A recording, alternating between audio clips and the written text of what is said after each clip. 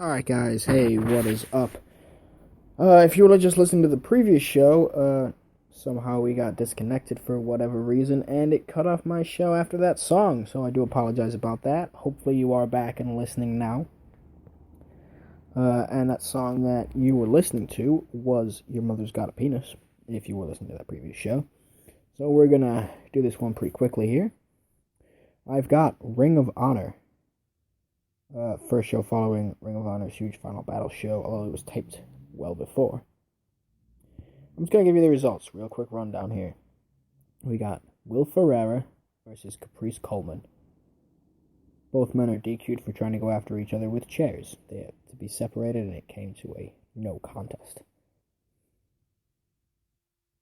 Annex versus Dovan Dujajic and Kevin Phoenix with Truth Martini.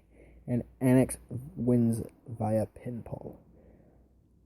There's a chokeslam backbreaker on Titus, so almost gets a 3 count. Phoenix tags himself and gets slaughtered by Annex and beaten soundly. The Christmas surprise 10-man tag match with Roderick Strong, Cedric Alexander, Mark Briscoe, Moose, and Matt Jackson versus Jay Lethal, Cheeseburger, Adam Page, Cliff Compton, and Jay Briscoe. Briscoes end up pretty good match, apparently. The Briscoes later on in the match square off and boot each other in the head about 74 times until Mark gets put on his ass. Comes back with an amazing enziguri, and both guys tag out the winners.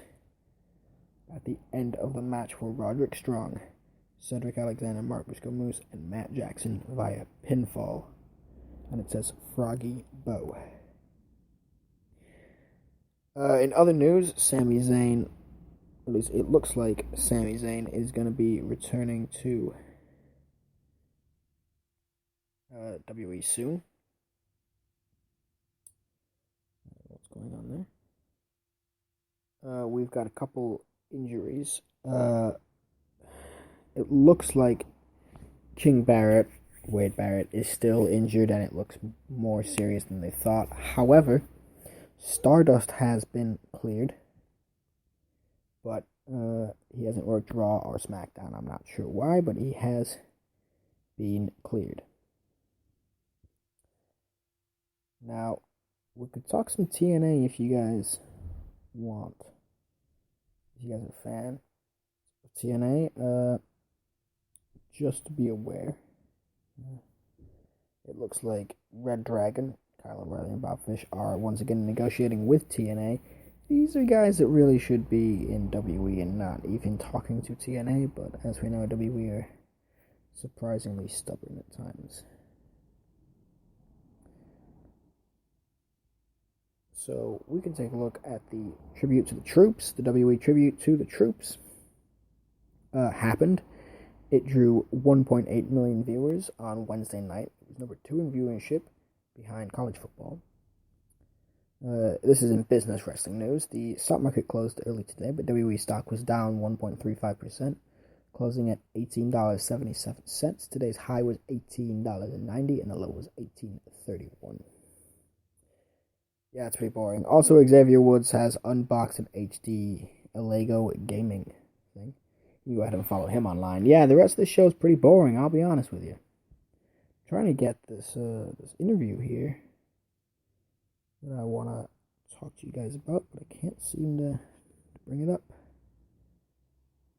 Alright, here it is. There is an interview with Alex Riley on WrestlingInc.com, written yesterday, December 24th, by William Windsor.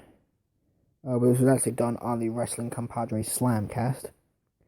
And he's mostly talking about recovering from his most recent knee injury, whether having a team sports background helps him become a professional wrestler, and his impending return to Squared Circle. Now, he's been off WWE for a while after having his 3rd surgery on his right knee.